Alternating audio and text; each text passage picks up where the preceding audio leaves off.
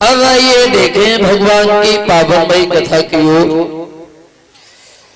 हमारे इसी सूर्य वंश में धर्म पर चलने वाले, हर दीवार से टकराने वाले, मुसीबतों को मुसीबत न समझने वाले, कांटों पर लेट करके फूलों का आनंद प्राप्त करने वाले एक नहीं बल्कि अनेक राजा पैदा हुए। ऐसे ही हमारे इस देश भारत में हुए हैं ये महाराज हरिश्चंद्र। हरिश्चंद्र देखो, ये हरिश्चंद्र बहुत बड़े दानी राजा थे। और ये हरिश्चंद्र जो थे ये पल पल पे झूठ बोलने वाले राजा थे, बात बात पे झूठ बोलते थे।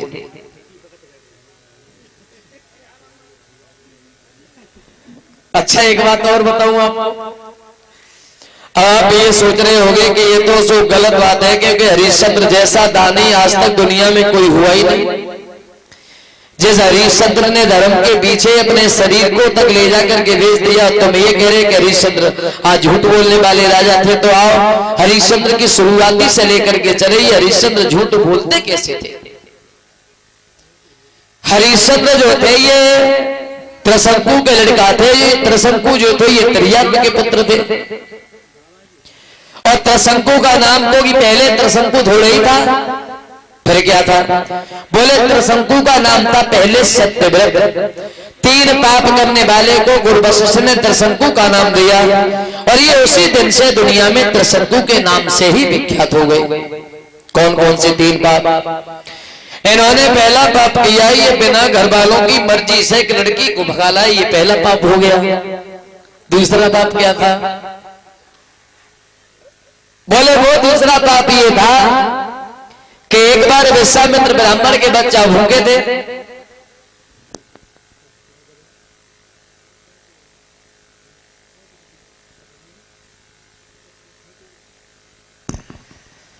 विश्वामित्र ब्राह्मण के बच्चा भूखे थे, तो विश्वामित्र ब्राह्मण की पत्नी अपने बड़े लड़का का हाथ पकड़ करके लेके चली है। और ये कहा कि हम तुझे ले जाकर के बेच देंगे, आप बाजार में थोड़ी दौलत आएगी तो मेरे परिवार का पालन पोषण तो हो ही जाएगा। तो ये सत्यव्रत गए। सत्यव्रत ने जाकर के एक निर्दोष गाय को मार दिया। निर्दोष गाय को जब मार दिया 2 पाप हो गए। तीसरा पाप क्या था? बोले वो तीसरा पाप ये था कि इन्होंने उस गाय के मांस को खुद खाया। और जो विश्वामित्र ब्राह्मण के बच्चा भूखे थे उन बच्चों को खिलाया। तो 3 पाप करने वाले को गुरु वशिष्ठ ने त्रिशंकु का नाम दिया। और ये उसी दिन से दुनिया में त्रिशंकु के नाम से ही विख्यात हो गए। विश्वामित्र ने ये कहा, त्रिशंकु तुमने मेरे परिवार का पालन पोषण किया, तुमने मेरे बच्चों की जान बचाई, आप हमसे वरदान मांगो। तो ये कहा, प्रभु वरदान देना चाहते हो तो वरदान में हमें कुछ नहीं चाहिए, आप वरदान में आप हमें शरीर के द्वारा स्वर्ग में भेज दो। जो ये कहा कि शरीर के द्वारा स्वर्ग में भेज दो, तो अपनी तपस्या के बल से विश्वामित्र ने त्रिशंकु को शरीर के द्वारा स्वर्ग में भेज दिया। इंद्र ने इन्हें स्वर्ग में अंदर नहीं घुसने दिया, लात मारी है तो ये नीचे को गिरने लगे, आवाज लगाई है विश्वामित्र हमें बचाओ। तो विश्वामित्र ने अपनी तपस्या से नीचे नहीं आने दिया, इंद्र ने इन्हें स्वर्ग में नहीं घुसने दिया। बताया जाता है कि त्रिशंकु आज भी दुनिया में नीचे को मुंह करके उल्टे लटक रहे हैं। इनके मुंह से एक लहर गिरी जो एक नदी में प्रभावित हो गई, जिसका नाम पड़ा कर्मनाशा। तुम चाहे संसार में कितना भी पुण्य कमाओ, पुण्य कमाने के बाद अगर तुमने कर्मनाशा नदी के जल से स्नान कर लिया तो वो तुम्हारा पुण्य सब पाप में बदल जाएगा। समय व्यतीत होता चला गया। त्रिनयी के घर में पुत्र हुए हैं महाराज हरिश्चंद्र। हरिश्चंद्र जब हुए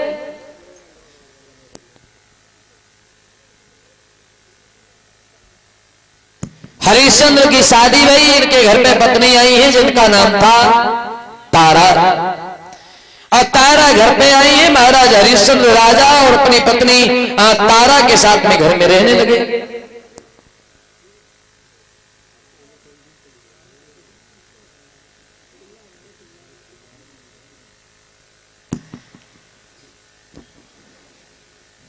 रहने लगे घर पे, लेकिन ये महाराज हरिश्चंद्र दुखी बहुत थे, दुखी।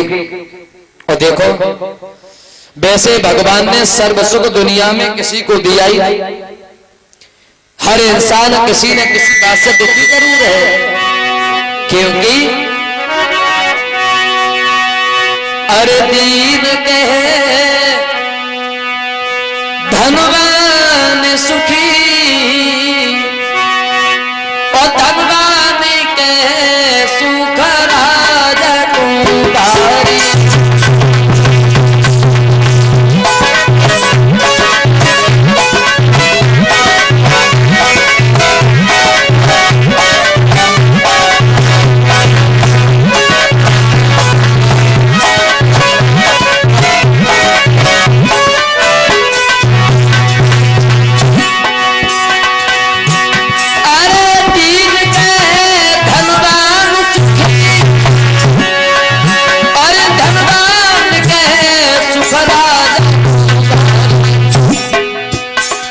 राजा के महाराजा सुखी, महाराजा के सुख इंद्र कुंवारी।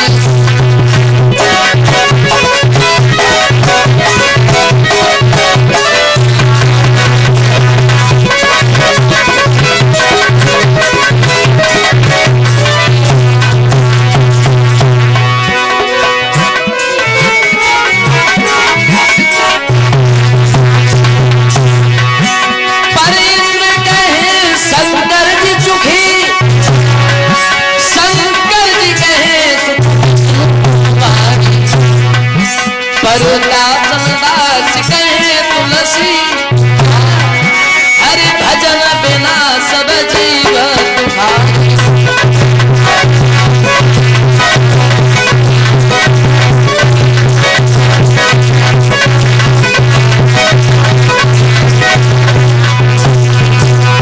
शासन दास कहे तुलसी हरि भजन बिना सब जीव दुखारी। तो ये महाराज हरिश्चंद्र दुखी भाई काहे को? बोले ये दुखी इसलिए भय क्योंकि इनके घर में किसी भी संतान ने जन्म नहीं लिया, और जब कोई संतान घर में पैदा नहीं भई तो एक दिन महारानी तारा जो थी वो आंगन में बैठ के रोने लगी। और तारा ने जवाब दिया, महाराज घर में कोई पुत्र नहीं है, कोई बेटा नहीं है। दुनिया के लोग हमसे भला बुरा कहते हैं, कोई हमें बांझ कहता है, कोई तुम्हें निबल कहता है महाराज। इस बात से मैं बड़ा दुखी, बड़ा दुखी। रोने लगी है तारा और बोली, महाराज तो भरी गया खिल में नीरा, बंद है नहीं नीरा, रोई गई रानी। और ना घर में कोई संतान, सैया हुई रही है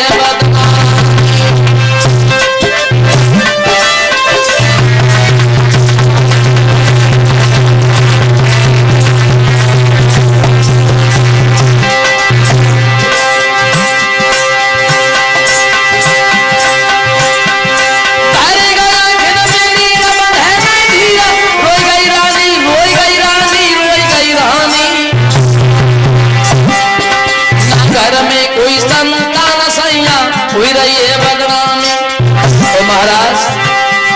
हम कहा करें कित जाए कि नहीं सुनाए दिल की कहानी। तनी कही के रोने लगी है महारानी।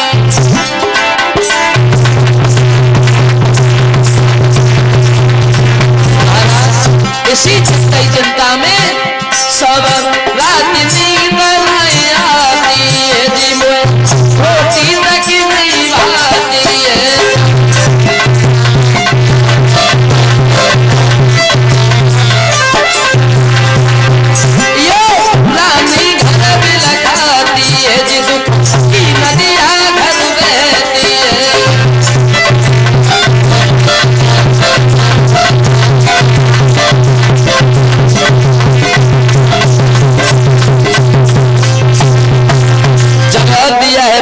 घर में कोई पुत्र नहीं है, कोई महाराज तुम्हें निबल कहता है, कोई मुझे बांझ कहता है। इस बात से मैं बड़ा दुखी, बड़ा दुखी। ये बात कहने के बाद जब महारानी तारा रोने लगी तो हरिश्चंद्र अपनी पत्नी को समझाते, तारा तेरी बुद्धि खराब है, अरे नहीं, पुत्र देना न देना या देकर के भी छीन लेना ये सब परम पिता परमेश्वर के हाथ में, इसलिए चिंता करके नहीं जियो। मेरी बात मानो महारानी, हम तुम्हें समझाएं। और समझा करके हरिश्चंद्र अपनी पत्नी तारा से बोले, महारानी कि ये चिंता बड़ी चिंता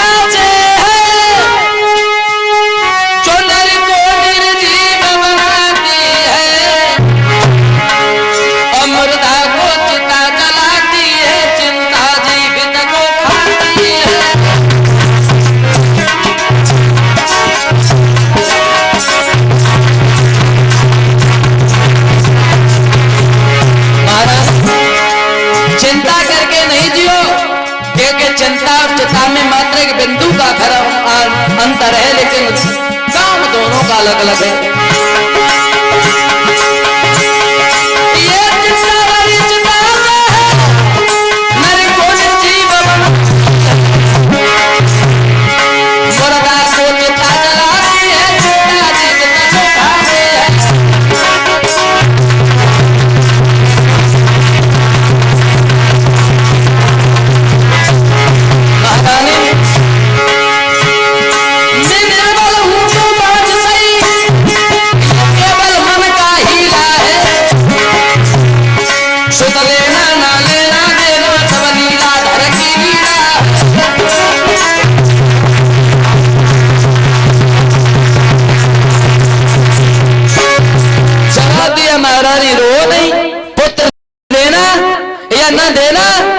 देकर के भी छीन लेना सब परम पिता परमेश्वर के हाथ में है, इनमें इंसान कुछ नहीं कर सकता है तारा। इसलिए मेरी बात मानो, आप न रो। जवाब दिया महाराज, ये बात मैं जानती हूँ, मैं महाराज ये भी समझती हूँ, सारी बात जानती हूँ। मेरे घर में पुत्र पैदा हो जाता और पैदा होने के बाद भले ही वो मर जाता तो हमें कोई दुख थोड़ा ही था। ये थोड़ी चाहती हूँ कि लड़का पैदा हो रहा है और सारी जिंदगी मेरे साथ बना रहे। मैं तो ये चाहती हूँ महाराज